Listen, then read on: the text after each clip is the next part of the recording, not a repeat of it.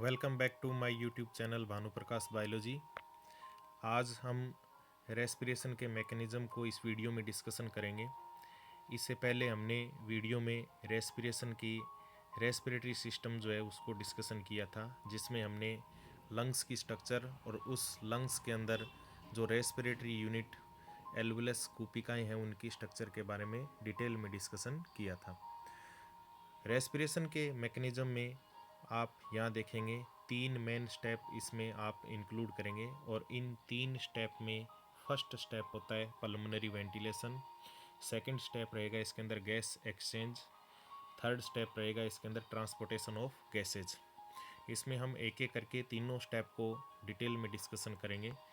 यहाँ सबसे पहले हम पल्मोनरी वेंटिलेशन को डिस्कशन करेंगे, जिसको आप हिंदी में फुफ्फुसीय स्वातन के नाम से जानते हैं। इस प्रोसेस में एक्चुअल में होता क्या है, exchange of gases. Exchange of gases हम बात करेंगे, लंग्स और एनवायरनमेंट के बीच में जो गैस है उनका एक्सचेंज इस स्टेप में मेनली होता है। इसको आप ब्रीथिंग के नाम से भी जानते हैं। इसमें मेन 2 प्रोसेस होती है।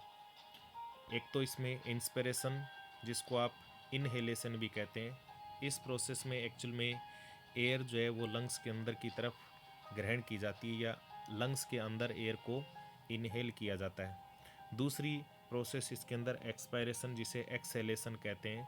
इस प्रोसेस में लंग्स से जो हवा है या फेफड़ों से बाहर की तरफ उसको क्या किया जाता है, निकाला जाता है। इस पूरी दोनों प्रोसेस है, इन दोनों प्रोसेस के अंदर कुछ ऑर्गन्स जो है वो इसके अंदर, या अंग जो है वो इसके अंदर क्या होते हैं, इस पूरी प्रक्रिया को करने में सम्मिलित होते हैं।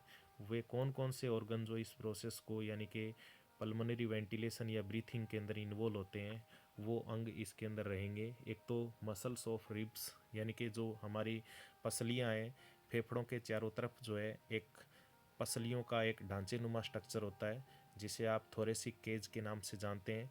इस थोरेसिक केज को अपलिफ्ट यानी कि ऊपर उठाने और वापस उसको अपनी सामान्य नॉर्मल पोजीशन में लाने के लिए 2 तरीके की मसल्स जो है वो रिब्स के अंदर पाई जाती है।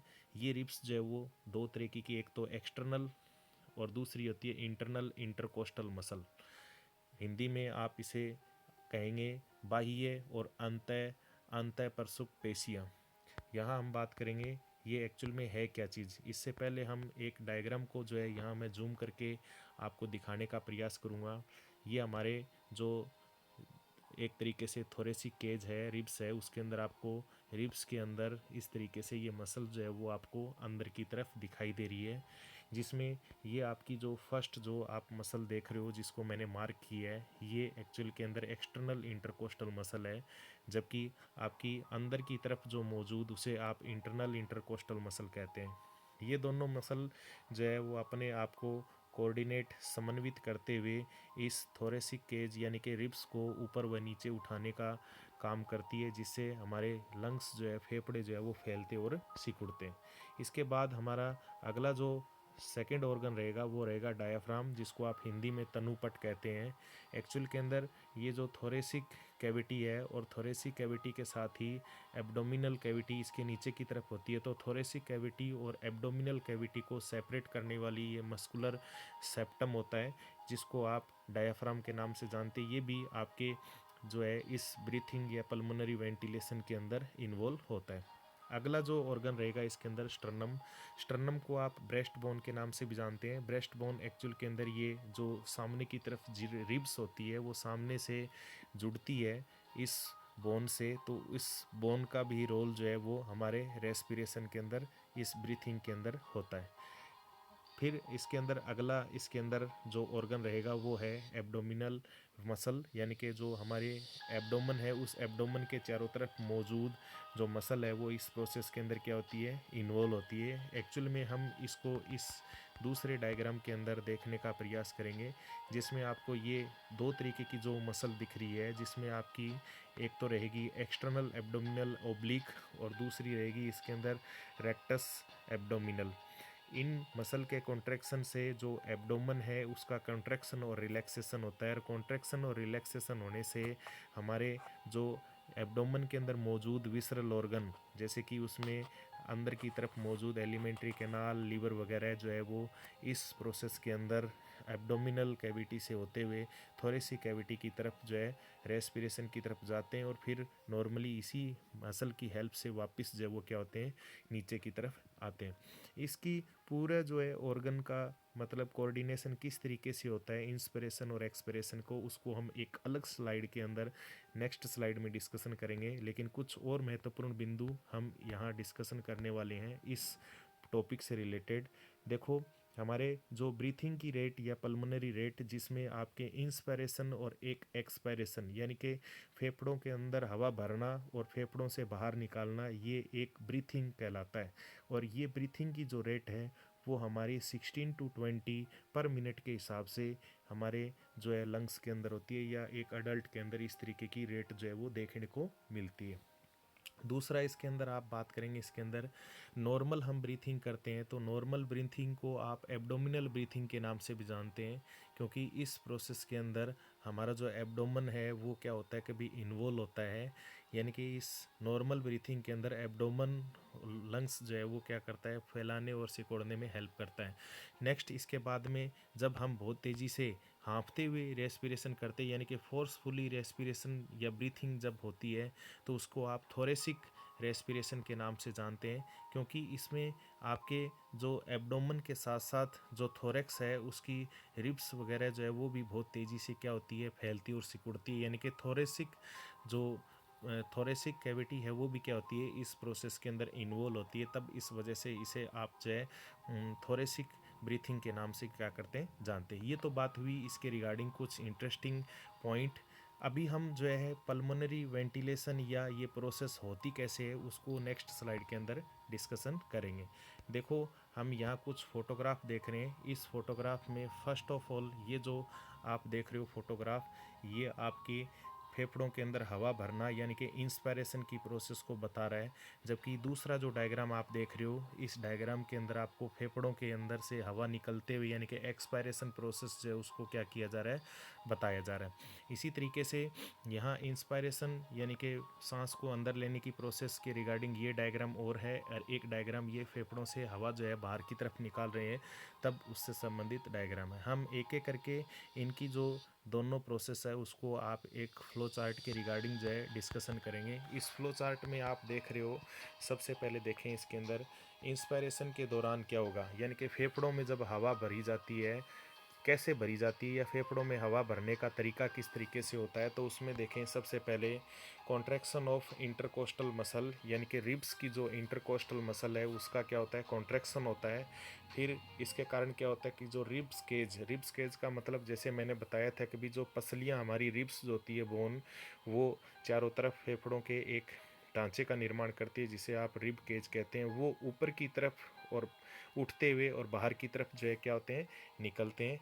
इसी तरीके से डायाफ्राम जो है वो क्या हो जाता है, फ्लैट हो जाता है। ये आप देख रहे हो डायाफ्राम जो है वो एक तरीके से कॉन्ट्रैक्ट होकर एक तरीके से क्या होता है, फ्लैट होगा। एज ए रिजल्ट जो थोरेसिक कैविटी है उस थोरेसिक कैविटी का जो साइज है वो क्या हो जाता है, इंक्रीज हो जाता है एज कंपेयर टू नॉर्मल। यानी कि सामान्य से अंदर की तरफ थोरेसिक कैविटी का साइज बढ़ने से उसके हिसाब से फेफड़े भी जो है वो क्या हो जाते हैं, फैल जाते हैं। और फेफड़े फैलने के साथ ही हवा जो है वो लंग्स के थ्रू जो है वो क्या सॉरी एयर के थ्रू जो है वो अंदर अपने लंग्स के अंदर एंटर कर जाएगी। तो इस तरीके से ये इंस्पायरेशन प्रोसेस हुई। हम सेकंड जो प्रोसीजर है वो रहेगा इसके अंदर एक्सपायरेशन, मतलब हमारे जो फेफड़ों से हवा बाहर निकालनी हो तब उस कंडीशन में अपने को थोरेसिक कैविटी का साइज डिक्रीज करना है। तो उसमें हम यहाँ देखेंगे, तो उसमें आप क्या करोगे, जिस तरीके से इस डायग्राम में आपने इस फ्लो चार्ट में कॉन्ट्रैक्शन ऑफ इंटरकोस्टल मसल जो है वो किया था, तो उसके एवज के अंदर यहाँ आप इंटरकोस्टल मसल के अंदर रिलैक्सेशन करेंगे। तो रिलैक्सेशन प्रोसेस होती है। साथ में क्या होगा कि भी इस प्रोसेस से जो रिब केज है यानी कि जो फेफड़ों के बाहर की तरफ मौजूद पसलियों का जो ढांचा है रिब्स का, वो क्या होता है, नीचे की तरफ आता है। साथ ही डायाफ्राम जो है वो क्या होता है, कभी रिलैक्स हो जाता है। रिलैक्स होने के साथ ही एब्डोमिनल मसल जो है वो क्या होती है, कॉन्ट्रैक्ट होकर एब्डोमिनल मसल जो है वो देखो यहाँ पर डायाफ्राम जो है वो इस तरीके से कॉन्ट्रैक्ट हो रिलैक्स हो जाएगा। साथ में क्या होगा कि भी एब्डोमिनल मसल के अंदर कॉन्ट्रैक्शन होने से ये जो अंदर के विसरल ऑर्गन है वो इस डायाफ्राम की तरफ जो है वो धकेले जाते हैं। As a result thoracic cavity का साइज जो है वो क्या हो जाता है, डिक्रीज हो जाएगा, घट जाएगा, और फेफड़ों के ऊपर दबाव पड़ने के कारण फेफड़ों से हवा जो है वो क्या होती है, बाहर की तरफ निकल जाती है। तो इस तरीके से ये ब्रीथिंग की जो प्रोसेस है वो पूरी होती है। और इस ब्रीथिंग की प्रोसेस के अंदर यानी कि फेफड़ों के अंदर हवा भरना और बाहर निकलना, ये दोनों प्रोसेस जो है वो क्या हो जाती है, शामिल की जाती है। रेस्पिरेशन का अगला जो स्टेप रहेगा वो रहेगा exchange of gases. Exchange of gases के अंदर आप एक मेन चीज़ ध्यान करें कि भी जो फेफड़ों में हवा भरी गई है वो फाइनली जो है वो एल्वुलस या कुपिकाओं के अंदर पहुंची है। तो एल्वुलस या कुपिकाओं के अंदर हवा जो है वो किस तरीके से एक्सचेंज होगी, यहाँ इस डायग्राम में देखें कि एल्वुलस के अंदर मौजूद जो एयर है वो बाहर की तरफ मौजूद कैपिलरी के अंदर इजीली एक्सचेंज हो जाती है।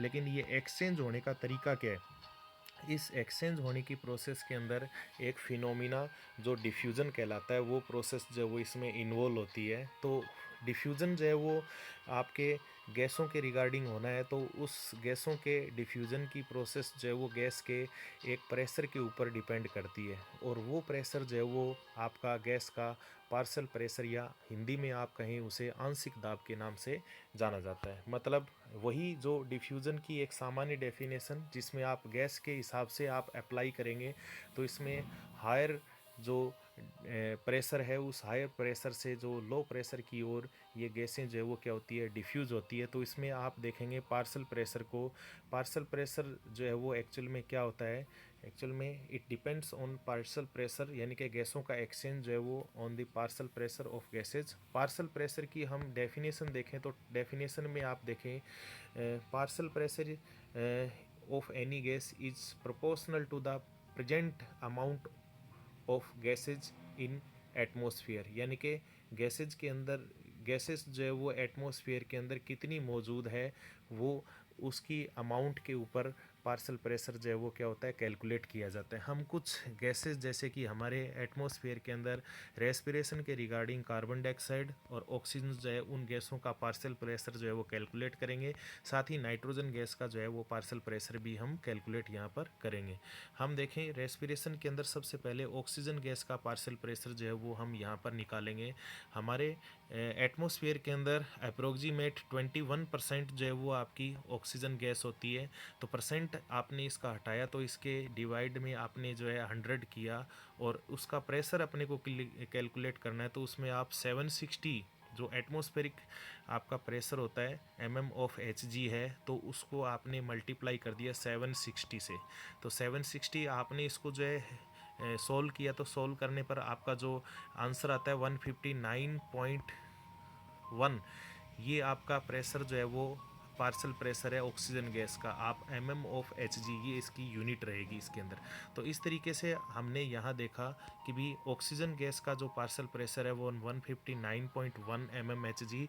इसी तरीके से आप कार्बन डाइऑक्साइड की जो अमाउंट देख रहे हो, कार्बन डाइऑक्साइड की अमाउंट जो है वो एटमॉस्फेयर के अंदर 0.03% होती है। तो उसके हिसाब से आप जो है इसकी कैलकुलेशन देखेंगे तो इसमें आपका जो कार्बन डाइऑक्साइड का जो पार्शियल प्रेशर रहेगा वो 0.2 mm/Hg। इसी तरीके से आप जो है यहाँ हम नाइट्रोजन की बात करें तो नाइट्रोजन अप्रोक्सीमेट आपकी 79% जो है ये अपनी एटमॉस्फेयर के अंदर होती है। तो इसका जो है अपना पार्शियल प्रेशर 600 समथिंग जो है वो mm/Hg वो पार्शियल प्रेशर अपना रहेगा। तो इस तरीके से हमने यहाँ देखा कि भी जो एक्सचेंज हो रहा है एल्वुलस और ब्लड के अंदर, कैपिलरी के अंदर जो ब्लड है उसमें, यहाँ पर इसकी जो गैसों का पार्शियल प्रेशर जो है वो बहुत ही महत्वपूर्ण जो है अपना रोल अदा करने वाला है। तो यहाँ पर आप देखेंगे कि भी पार्शियल प्रेशर का जो है डिफ्यूज़न में प्रोसेस के अंदर क्या होता है कि एक तरीके से हमारे हम जो है इस प्रोसेस के अंदर जो है इसको यूज़ करेंगे। देखो एक चीज़ और देखने वाली बात है, इसके अंदर गैसों का एक्सचेंज जो है वो हमारे इस एल्वुलस के अंदर हो रहा है। इस एल्वुलस की जो है मेन स्पेशलिटी क्या है, खासियत क्या है जिसमें ये आसानी से जो है गैसों का एक्सचेंज हो रहा है।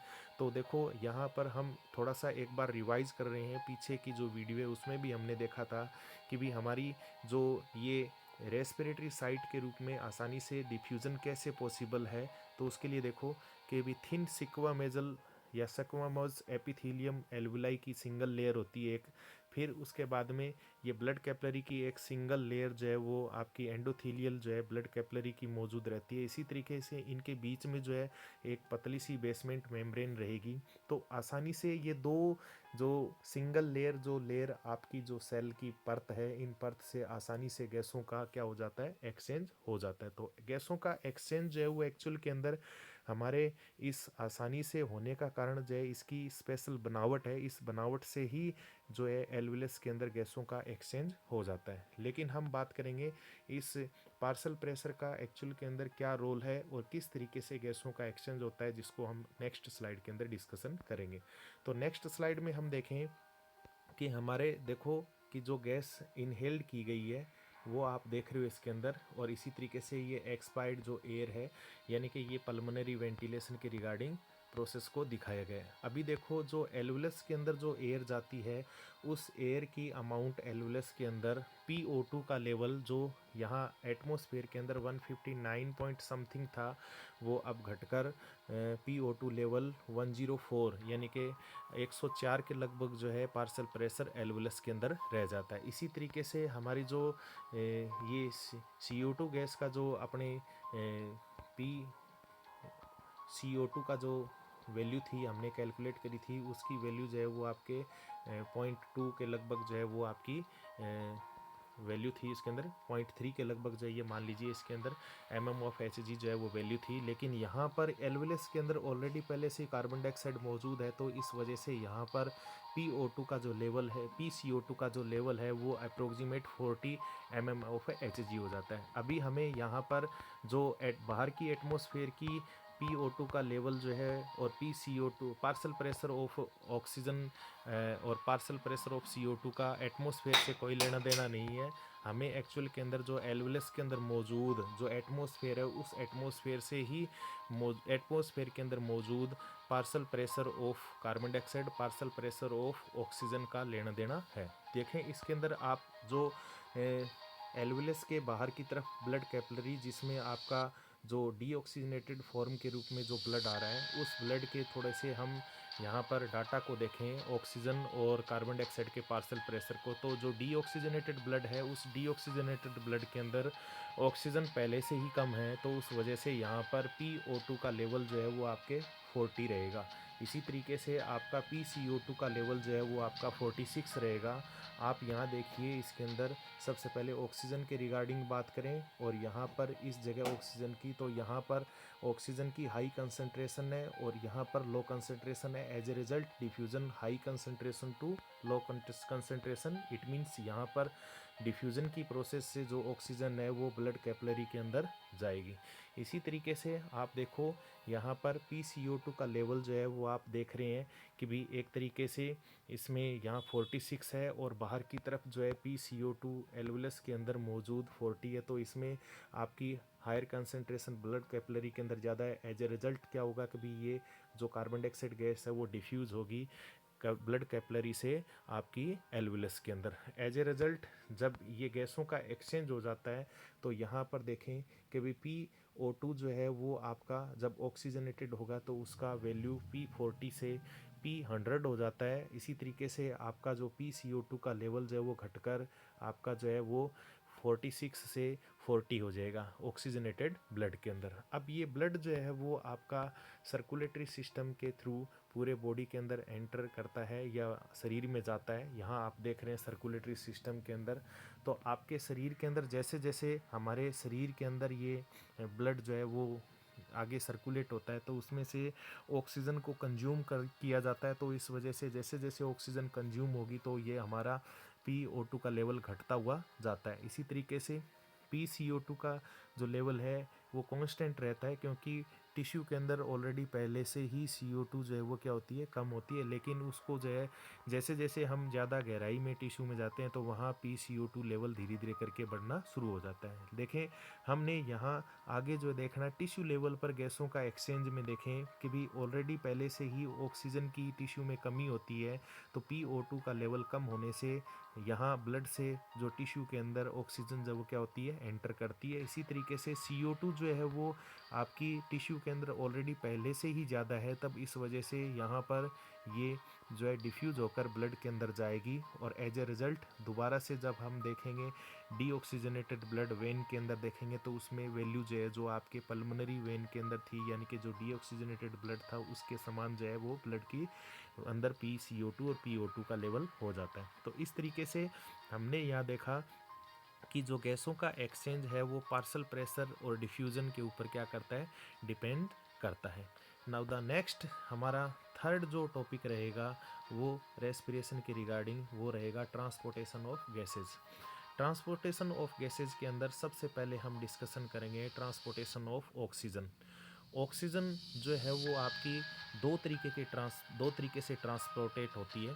फर्स्ट जो है इसके अंदर आपके डिजोल्व फॉर्म के अंदर, यानी कि जो ब्लड प्लाज्मा है उस ब्लड प्लाज्मा के अंदर अप्रोक्सीमेट 3% जो है इस तरीके से ब्लड के अंदर ऑक्सीजन का ट्रांसपोर्टेशन होता है। लेकिन हमारा जो दूसरा तरीका रहेगा ऑक्सी हीमोग्लोबिन के रूप में, हमारे ब्लड के अंदर एक रेस्पिरेटरी पिगमेंट होता है जो हीमोग्लोबिन होता है, उसके साथ में जो है आपके ऑक्सीजन जुड़कर अप्रोक्सीमेट 97%, यानी कि जो हीमोग्लोबिन है उसके साथ में ऑक्सीजन जुड़कर ऑक्सी हीमोग्लोबिन बनाती है। तो लगभग आपके 97% जो है ऑक्सीजन का जो ट्रांसपोर्टेशन है वो इसी रूप में होता है। तो हम बात करेंगे आरबीसी इस प्रोसेस के अंदर इन्वॉल्व होती है जिसमें रेस्पिरेटरी पिगमेंट हीमोग्लोबिन पाया जाता है। और इस हीमोग्लोबिन की स्ट्रक्चर को आप देखें तो हीमोग्लोबिन की स्ट्रक्चर के अंदर आपके जो ये देख रहे हैं ग्लोबुलिन प्रोटीन की 4 जो है चेन होती है, बीटा 1 चेन, बीटा 2 चेन और इसी तरीके से अल्फ़ा 1 और ये अल्फ़ा 2 चेन। और इन चेन के सिरों के ऊपर जो है एक ग्रुप जुड़ा रहता है जिसे आप हीम ग्रुप कहते हैं। तो इस तरीके से 4 जो है वो इसके अंदर हीम ग्रुप रहेंगे। एक हीम ग्रुप की जो स्ट्रक्चर आप देख रहे हैं उसमें आपको 4 पायरोल रिंग आपको दिखाई देंगी और इस पायरोल रिंग के बिल्कुल बीचों बीच आपको जो है सेंटर के अंदर Fe डबल पॉजिटिव यानी कि आयरन जो है वो आपको मेटल के रूप में जो है सेंटर के अंदर मौजूद रहता है। ठीक है, तो इस तरीके से यहाँ पर 4 जो है इसके अंदर हीम ग्रुप है। लेकिन इंटरेस्टिंगली आप देखें हीम ग्रुप के अंदर आपके एक ऑक्सीजन मॉलिक्यूल बाइंड करने की क्षमता रहती है। तो इस तरीके से हीमोग्लोबिन के अंदर 4 ग्रुप हीम होने के कारण 4 ऑक्सीजन कैरी करने का वो क्या करता है, मॉलिक्यूल को कैरी करने का काम करता है। तो हम यहाँ देखें इसके अंदर haemoglobin has four haem with 4 iron atom, each iron Fe double positive के रूप में होता है और एक ऑक्सीजन के साथ में अटैच होता है। और इस तरीके से एक हीमोग्लोबिन जो है वो आपका 4 ऑक्सीजन के एटम को कैरी करने का काम करता है। इस रिएक्शन में आप देख रहे हो हीमोग्लोबिन जो है वो आपके 4 ऑक्सीजन के मॉलिक्यूल को आपस आप अपने साथ जो है क्या कर रहा है, जोड़ रहा है इसके अंदर। फिर रहेगा इसके अंदर एक और डाटा देखिए इसके अंदर 1 gram of haemoglobin transported 1.3 ml oxygen. ठीक है, लेकिन इंटरेस्टिंगली हम देखें इसके अंदर यहाँ पर जो आयरन है सेंटर के अंदर उसके साथ में ये ऑक्सीजन मॉलिक्यूल जो जुड़ रहा है वो ऑक्सीजन मॉलिक्यूल जो है वो जुड़ने की प्रोसेस जो है उसको आप ऑक्सीनाइजेशन कहते हैं, हिंदी में आप इसे ऑक्सीनीकरण कहते हैं। ऑक्सीनीकरण की प्रोसेस जो होती है वो एक्चुअल के अंदर कोई ऑक्सीडेशन प्रोसेस नहीं है, ये एक टेम्परेरी बॉन्ड होता है जो आपके PO2 का लेवल यदि ज़्यादा यदि हो तब तो ये इसके साथ में जुड़ जाता है, जबकि PO2 का लेवल यदि घट जाता है तब उसके साथ में ये क्या हो जाता है, ऑक्सीजन का मॉलिक्यूल अलग हो जाता है। तो इस तरीके से ये आयन जो है वो एक तरीके से ऑक्सीजन को जोड़ने का क्या करता है, काम करता है। तो हमारे हीमोग्लोबिन के साथ में ऑक्सी हीमोग्लोबिन के रूप में 97% जो है वो ऑक्सीजन गैस ट्रांसपोर्टेट होती है। एक और पॉइंट जो है वो इसके रिगार्डिंग हम डिस्कशन कर सकते हैं जिसको आप ऑक्सीजन डिसोसिएशन कर्व के नाम से जानते हैं, लेकिन हम इसको एक अलग वीडियो के अंदर डिस्कशन करेंगे। ऑक्सीजन डिसोसिएशन कर्व जो है उसको एक अलग जो है टॉपिक के रूप में अपने डिस्कशन करेंगे। ये तो बात हुई ट्रांसपोर्टेशन ऑफ ऑक्सीजन गैस। हम बात करेंगे transportation of carbon dioxide gas. Respiration के अंदर ये हमारा लास्ट स्टेप रहेगा जिसमें देखें इसके अंदर कार्बन डाइऑक्साइड का ट्रांसपोर्टेशन 3 तरीके से होता है। First of all carbonic acid dissolve plasma के रूप में, यानी कि ब्लड के अंदर जो आरबीसी या डब्ल्यूबीसी या अपनी जो सेल्स है होती है उनके बाहर जो फ्लूइड होता है जिसको आप प्लाज्मा कहते हैं, उसके अंदर फिजिकल रूप से अप्रोक्सीमेट 7% जो है वो कुछ इस तरीके से क्या होती है, ट्रांसपोर्टेट होती है। लेकिन इसका एक नेगेटिव पॉइंट ये रहता है कि भी इसमें आपके कार्बन डाइऑक्साइड का मॉलिक्यूल जो प्लाज्मा में मौजूद वाटर मॉलिक्यूल है उसके साथ रिएक्ट करके कार्बोनिक एसिड बनाता है, और ये कार्बोनिक एसिड जो है तुरंत जो है डिसोसिएट हो जाता है हाइड्रोजन आयन और बाइकार्बोनेट आयन के रूप में। तो यहाँ पर आप देखेंगे जो ये हाइड्रोजन आयन है, ये हाइड्रोजन आयन बहुत ही मतलब खतरनाक होगा यदि इस तरीके से कार्बन डाइऑक्साइड गैस का ट्रांसपोर्टेशन हो, क्योंकि ये हाइड्रोजन आयन हीमोग्लोबिन के जो हीम ग्रुप है जहाँ पर ऑक्सीजन जुड़ती है उस जगह पर जुड़ कर ये हीमोग्लोबिनिक एसिड बना सकता है, यानी कि जो ऑक्सीजन के जुड़ने की जो परसेंटेज है उसको कम कर सकता है। तो इस तरीके से हमारे शरीर को नुकसान पहुंचेगा और इसके कारण जो है बोहर इफेक्ट भी होता है। तो इस तरीके से हम इस तरीके से वो कार्बन डाइऑक्साइड गैस का ट्रांसपोर्टेशन नहीं कर सकते, लेकिन थोड़ी बहुत मात्रा के अंदर अप्रोक्सीमेट 7% जो है कार्बन डाइऑक्साइड इस तरीके से ट्रांसपोर्टेट होती है। दूसरा तरीका इसके अंदर रहेगा एज कार्बामीन।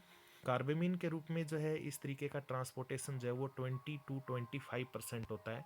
यहाँ हम देखेंगे कार्बामीन के अंदर क्या होता है कि भी हमारे जो प्रोटीन मॉलिक्यूल, इवन हमारे हीमोग्लोबिन है, उस हीमोग्लोबिन के अंदर जो NH2 ग्रुप होता है, ठीक है, उस NH2 ग्रुप के साथ में CO2 मॉलिक्यूल जो है वो क्या होता है कि एक तरीके से यहाँ NHCOOH जो है उसकी फॉर्मेशन करता है। तो ये NHCOOH जो एक्चुअल के अंदर कार्बामीन के नाम से इसको क्या किया जाता है, जाना जाता है। तो इस तरीके से प्रोटीन के साथ में और हीमोग्लोबिन के साथ में कार्बामीन को जो है मतलब एक टेम्परेरी कंपाउंड के रूप में जब PCO2 का लेवल, यानी कि टिश्यू के अंदर जब कार्बन डाइऑक्साइड को ब्लड के अंदर कैरी किया जाता है तो उस कंडीशन में यहाँ कार्बामीन की फॉर्मेशन हो सकती है। इसी तरीके से हमारा जो अगला स्टेप रहेगा, थर्ड स्टेप कार्बन डाइऑक्साइड का ट्रांसपोर्टेशन का, वो रहेगा बाइकार्बोनेट। कॉम्पिटिटिव एग्जाम के हिसाब से भी इसको जो है काफ़ी ज़्यादा मात्रा में पूछा जाता है कि सबसे ज़्यादा जो है कार्बन डाइऑक्साइड का ट्रांसपोर्टेशन जो है वो किस तरीके से होता है, उसे आप बाइकार्बोनेट के रूप में बताएंगे। अप्रोक्सीमेट 70% जो है वो ट्रांसपोर्टेशन होता है। किस तरीके से ये होता है, मैंने यहाँ पर एक फ़ोटोग्राफ जो है वो डाली है। इस फोटोग्राफ में आप देखें कि भी आरबीसी इस प्रोसेस के अंदर इन्वॉल्व होती है। इंटरेस्टिंगली हम अभी तक हमारे एक ये दिमाग में होता है कि भी आरबीसी के अंदर हीमोग्लोबिन होता है और हीमोग्लोबिन जो है वो ऑक्सीजन गैस के लिए कैरी करने के लिए रेस्पॉन्सिबल होता है, लेकिन आरबीसी कार्बन डाइऑक्साइड गैस के ट्रांसपोर्टेशन में भी हेल्प करती है। वो किस तरीके से होता है वो देखें इसके अंदर। सबसे पहले हम कार्बन डाइऑक्साइड को बाइकार्बोनेट रूप में हम उसको क्या करेंगे, मॉलिक्यूलर रूप से बाइंड करेंगे, इनएक्टिव फॉर्म के रूप में उसको कैसे जो है तैयार करते हैं वो देखेंगे इसके अंदर। देखो टिश्यू के अंदर जो है आपके जैसे ही कार्बन डाइऑक्साइड ब्लड के अंदर एंटर करती है तो ब्लड के अंदर कार्बन डाइऑक्साइड का मॉलिक्यूल अंदर की तरफ एंटर करते ही वो आरबीसी के अंदर एंटर करेगा। यहाँ देखें इसके अंदर आरबीसी के अंदर ये कार्बन डाइऑक्साइड का मॉलिक्यूल एंटर किया। एंटर करने के साथ में इसने वहाँ मौजूद आरबीसी के अंदर H2O से रिएक्ट किया, और एक एंजाइम होता है बहुत ही इंपॉर्टेंट है, कार्बोनिक एनहाइड्रेज एंजाइम। और ये कार्बोनिक एनहाइड्रेज जो है वो हमारे ब्लड की आरबीसी के अंदर बहुत ज़्यादा मात्रा में पाया जाता है। In the presence of carbonic anhydrase ये कार्बोनिक एसिड की फॉर्मेशन करता है। कार्बोनिक एसिड तुरंत जो है डिसोसिएट हो जाता है एच आइन और बाइकार्बोनेट आयन के रूप में। सबसे पहले हम इस बाइकार्बोनेट का क्या फ्यूचर रहेगा उसको हम देख लेते हैं। बाइकार्बोनेट आयन जैसे ही बनेगा वो तुरंत डिफ्यूज हो जाएगा बाहर की तरफ प्लाज्मा के अंदर। प्लाज्मा में ऑलरेडी पहले से ही वहाँ पर NaCl के डिसोसिएशन होने से सोडियम आयन वहाँ मौजूद रहता है, और ये सोडियम आयन जो है वो आपके बाइकार्बोनेट के साथ रिएक्ट करके सोडियम बाइकार्बोनेट की फॉर्मेशन करता है। इस तरीके से यहाँ पर सोडियम बाइकार्बोनेट जो है उसकी फॉर्मेशन होती है, और कार्बन डाइऑक्साइड मॉलिक्यूल को कुछ इस तरीके से हमारे जो बाइंड कर लिया गया है मॉलिक्यूलर रूप से। अब ये किसी भी तरीके से नुकसानदायक नहीं होगा। लेकिन हम देख रहे हैं कि यहाँ पर अंदर की तरफ मौजूद अंदर की तरफ मौजूद जो नेगेटिव आयन है उस नेगेटिव आयन की कमी को बैलेंस करने के लिए, और बाहर जो इस प्लाज्मा के अंदर सोडियम आयन की कमी हुई है, पॉजिटिव आयन की जो कमी हुई है उसको बैलेंस करने के लिए, तो यहाँ बाइकार्बोनेट आयन के अंदर की तरफ जो आयन बैलेंस करने के लिए बाहर का जो एक्स्ट्रा क्लोराइड आयन है, इस क्लोराइड आयन को अंदर की तरफ जो है ट्रांसफ़र कर दिया जाता है आरबीसी के अंदर। वेरी इंपॉर्टेंट,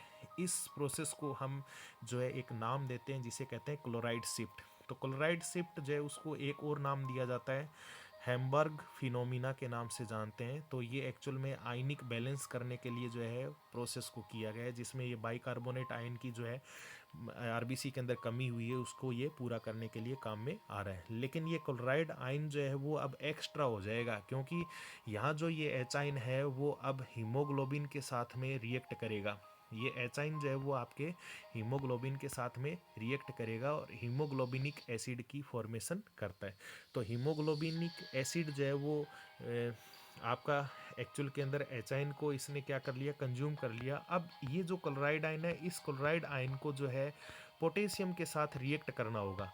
तो पोटेशियम आयन जो है वो आपके कहाँ से उपलब्ध होगा, जैसे कि आप देख रहे हो पोटेशियम आयन से रिएक्ट करके इसने पोटेशियम क्लोराइड जो है वो फाइनली बना लेना है, KCl जिसे हम कहते हैं। पोटेशियम क्लोराइड जो है वो एक्चुअल के अंदर पोटेशियम पहले से ही आरबीसी के अंदर मौजूद रहता है, क्योंकि आरबीसी के अंदर हीमोग्लोबिन के साथ में कुछ पोटेशियम आयन भी जुड़े रहते हैं। तो ये पोटेशियम आयन जो आपके हीमोग्लोबिन यहाँ कंज्यूम हो रहा है, इसी तरीके से ये पोटेशियम आयन यहाँ रिएक्ट करेंगे और इसने पोटेशियम क्लोराइड बना लेना।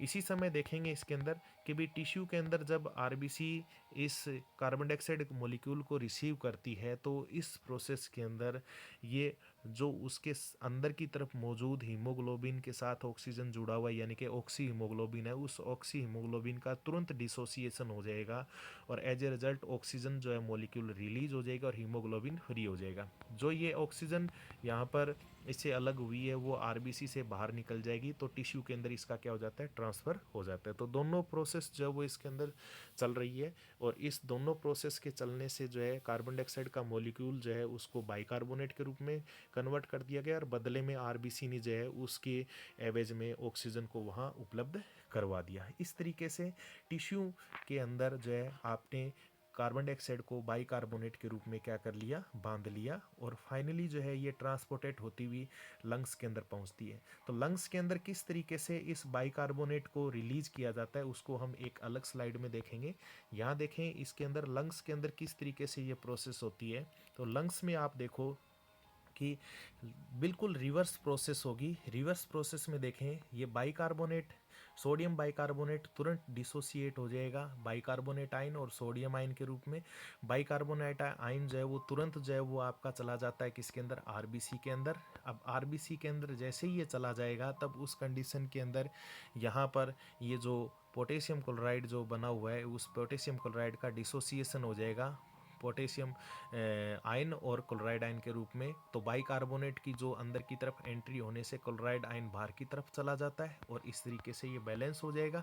ये पोटेशियम आयन जो है वो हीमोग्लोबिन से रिएक्ट करेगा। हमारे जो हीमोग्लोबिनिक एसिड जो है वो बना था जब हमने टिश्यू के अंदर कार्बन डाइऑक्साइड को रिसीव किया था, तब उस एच आयन को न्यूट्रल करने के लिए अब वो एच आयन इस हीमोग्लोबिनिक एसिड से तुरंत जो है लिबरेट हो जाएगा और इस बाइकार्बोनेट आयन से रिएक्ट करता हुआ कार्बोनिक एसिड की फॉर्मेशन करेगा। कार्बोनिक एसिड जो है वो तुरंत डिसोसिएट हो जाएगा H2O और कार्बन डाइऑक्साइड के अंदर, और कार्बन डाइऑक्साइड मॉलिक्यूल जो है वो क्या होता है, लंग्स के अंदर जो एल्वियस है उसके अंदर बाहर की तरफ इस आरबीसी के थ्रू जो है वो क्या हो जाता है, बाहर की तरफ निकल जाता है।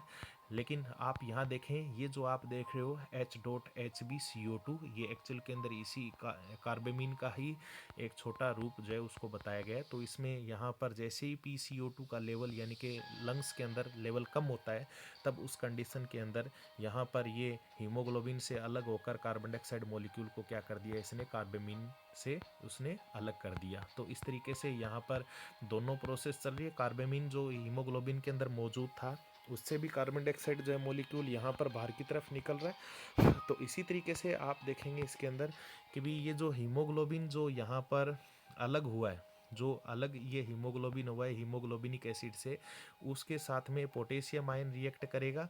एज ए रिजल्ट क्या होगा, इसमें आपके पोटेशियम हीमोग्लोबिन बनेगा बहुत ही कम मात्रा के अंदर। लेकिन आपके जो है बहुत ही महत्वपूर्ण जो चीज़ बनने वाली है यहाँ पर, क्योंकि लंग्स के अंदर ऑक्सीजन गैस जो है वो आरबीसी के अंदर एंटर करती है, और आरबीसी के अंदर एंटर करते ही ऑक्सीजन हीमोग्लोबिन से रिएक्ट करके उसने क्या बना लेना है, ऑक्सी हीमोग्लोबिन बना लेना है। तो इस तरीके से ये यहाँ पर कार्बन डाइऑक्साइड गैस का मॉलिक्यूल जो है वो बाहर की तरफ निकल जाता है, और एक ऑक्सीजन का मॉलिक्यूल जो है वो आपका आरबीसी के अंदर एंटर कर चुका है।